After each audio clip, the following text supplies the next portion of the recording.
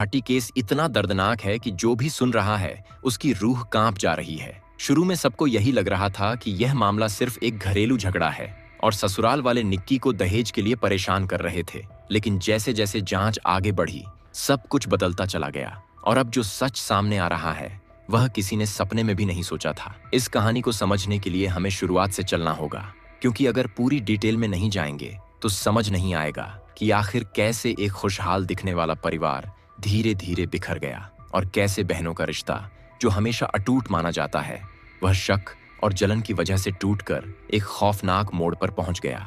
साल 2016 की बात है, जब ग्रेटर नोएडा के पास के रूपवास गांव में रहने वाले किसान भिखारी सिंह अपनी दोनों बेटियों निक्की और कंचन की शादी की तैयारी में लगे हुए थे। गांव छोटा सा था जहां हर कोई एक दूसरे को जानता था और शादी का मतलब सिर्फ दो लोगों का मिलन नहीं बल्कि पूरे गांव का त्योहार जैसा होता था। भिखारी सिंह साधारण इंसान थे, लेकिन अपनी बेटियों की खुशी के लिए उन्होंने हर हद पार कर दी। निक्की बड़ी बेटी थी, जिम्मेदार थी, पढ़ाई लिखाई में भी ठीक थी और घर के कामों में भी हाथ बटाती थी। उसकी रुचि मेकअप और ब्यूटी में थी और वह बचपन से ही अलग अलग स्टाइल ट्राई करती रहती थी।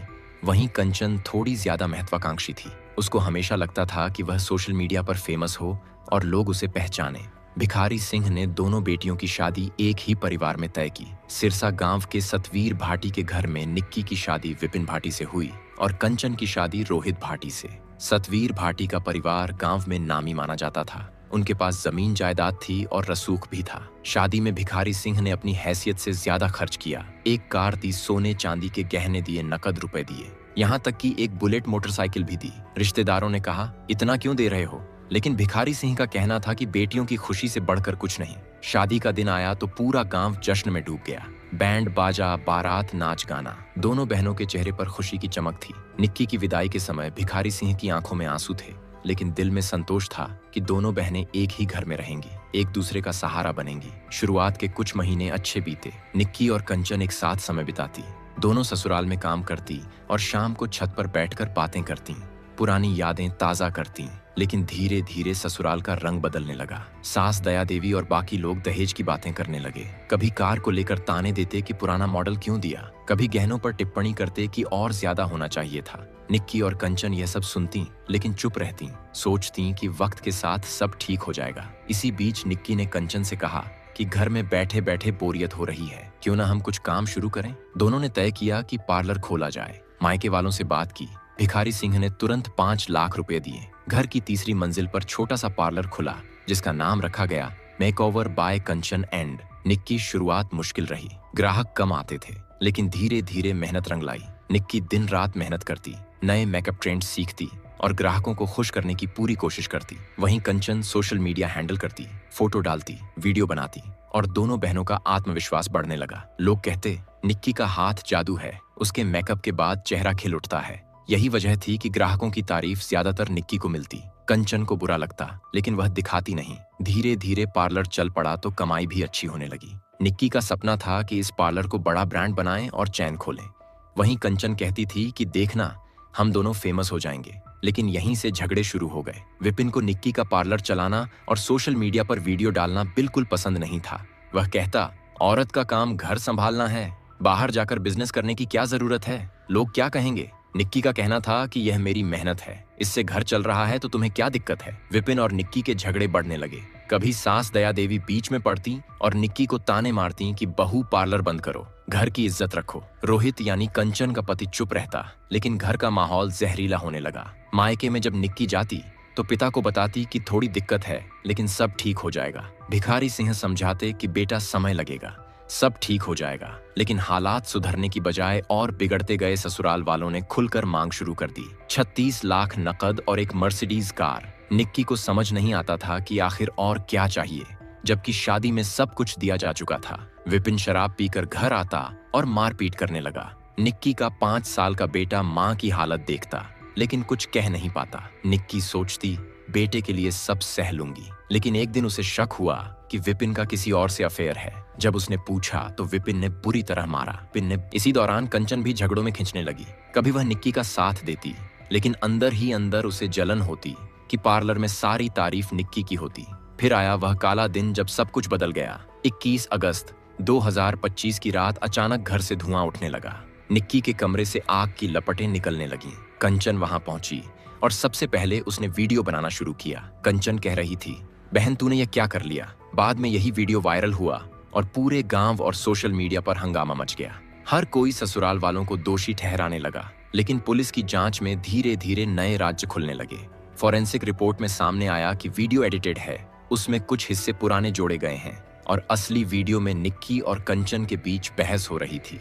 जहां कंचन कह रही थी, तू मेरी बात क्यों नहीं मानती, तेरे राज सबको बता दूंगी, और निक्की गिड़गिड़ा रही थी कि मत कर, मेरी इज्जत का सवाल है। पुलिस ने सीसीटीवी फुटेज निकाले तो देखा कि घटना के वक्त विपिन और बेटा घर के बाहर थे, सास ससुर छत पर थे और घर के अंदर सिर्फ निक्की और कंचन थीं।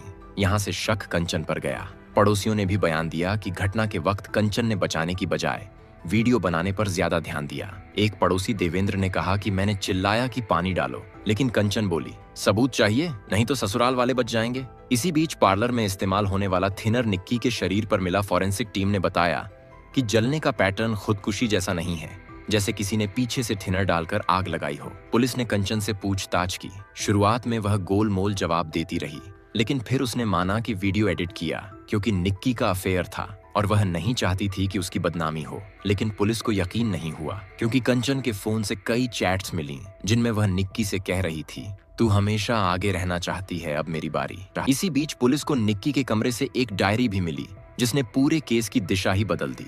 उस डायरी में निक्की ने अपनी पूरी जिंदगी का दर्द और अपने डर को शब्दों में लिखा था। डायरी के पन्ने पढ़कर पुलिस भी हिल गई थी। एक जगह निक्की ने लिखा था कि शादी के 6 महीने बाद ही ससुराल वाले उसे ताने देने लगे थे, गहनों को लेकर, कार को लेकर और नकदी को लेकर, और वह सब सहती रही क्योंकि उसे उम्मीद थी कि समय सब ठीक कर देगा। डायरी में उसने अपनी बहन कंचन के बारे में भी लिखा था कि कंचन, तू मेरी जान है लेकिन तू मुझसे जलती है। पार्लर हमारा है लेकिन ग्राहक मेरी तारीफ ज्यादा करते हैं और तुझे यह अच्छा नहीं लगता। शायद यही जलन धीरे धीरे नफरत में बदल गई और यही नफरत एक दिन मौत की वजह बन गई। पुलिस ने डायरी के हर पन्ने की फॉरेंसिक जांच कराई, यह देखने के लिए कि कहीं बाद में कुछ लिखा गया है या पन्ने फाड़े गए हैं। रिपोर्ट में साफ हुआ कि डायरी बिल्कुल असली है और उसमें लिखी हर बात निक्की ने खुद लिखी थी।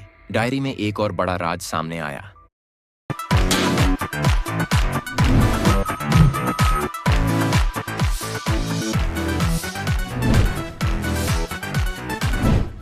आने दे तेरे पापा को, अभी मैं बताती हूँ तेरी इस गलती के बारे में।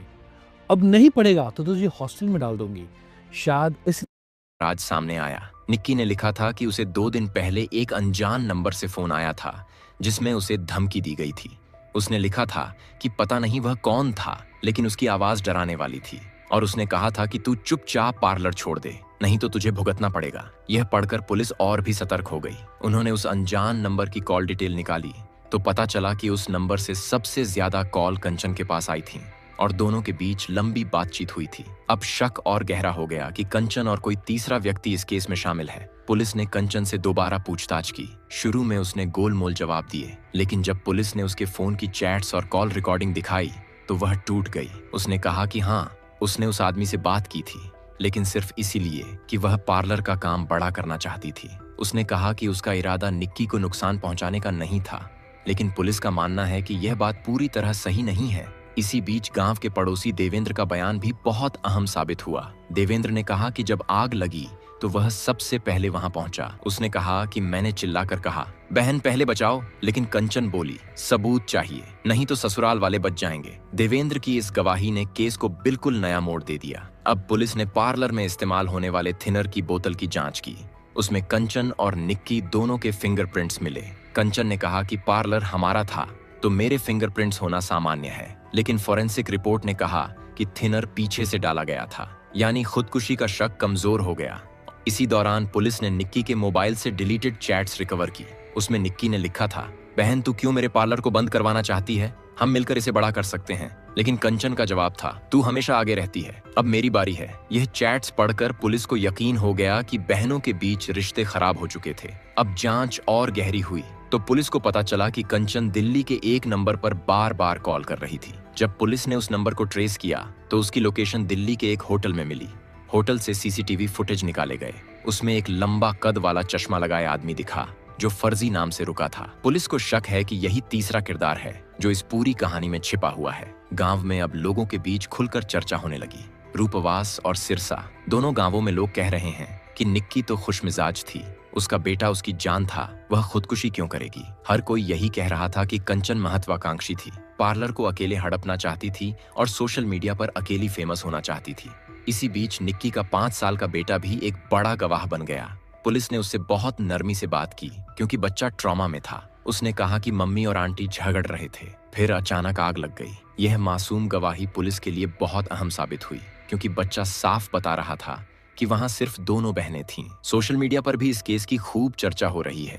पहले जस्टिस फॉर निक्की ट्रेंड हुआ, लेकिन जैसे जैसे कंचन का नाम सामने आने लगा, लोग अरेस्ट कंचन लिखने लगे। अब पूरा समाज बंट गया है। एक तरफ निक्की के मायके वाले हैं जो अब भी ससुराल वालों को दोषी मानते हैं, दूसरी तरफ ससुराल वाले हैं जो कह रहे हैं कि हमें फंसाया गया और असली दोषी कंचन है। पुलिस अब धीरे धीरे हर कड़ी जोड़ रही है। पार्लर के अकाउंट्स चेक किए गए तो पाया गया कि निक्की की कमाई ज्यादा थी और कंचन ने कई बार पैसे निकाले थे। बिना बताए यह भी शक पैदा करता है कि कहीं लालच की वजह से तो यह सब नहीं हुआ। रोहित यानी कंचन का पति भी अब शक के घेरे में है क्योंकि उसके फोन से भी कंचन को मैसेज मिले, सब सेटल कर लो, पार्लर हमारा होगा। पुलिस मान रही है कि शायद यह दोनों मिलकर कोई साजिश रच रहे थे।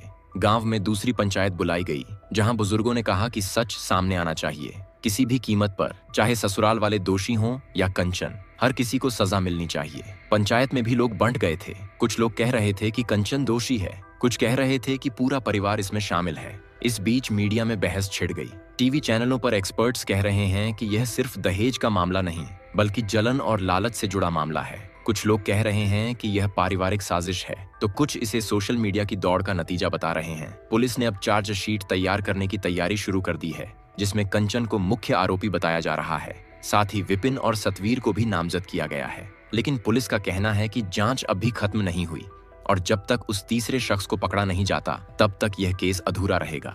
गांव में अब सन्नाटा छाया है। निक्की के मायके का घर बंद पड़ा है। भिखारी सिंह टूट चुके हैं। हर किसी से बस यही कहते हैं कि मेरी बेटी को इंसाफ मिलना चाहिए, चाहे कोई भी दोषी हो। कंचन का पति रोहित भी चुप है, लेकिन गांव के लोग कह रहे हैं कि वह सब जानता है। निक्की की जान जाने के बाद पार्लर भी बंद हो गया, लेकिन सोशल मीडिया पर निक्की के वीडियो अभी भी चलते हैं। लोग कमेंट्स में लिखते हैं कि निक्की तू अमर है, तुझे इंसाफ जरूर मिलेगा। दोस्तों, इस केस ने हमें दिखा दिया है कि जलन और लालच इंसान को कितना गिरा सकता है। बहन का रिश्ता जो सबसे पवित्र माना जाता है, वही रिश्ते इस कहानी में शक और साजिश का शिकार हो गए। एक तरफ मासूम बेटा है जो अपनी माँ की याद में रोता है, दूसरी तरफ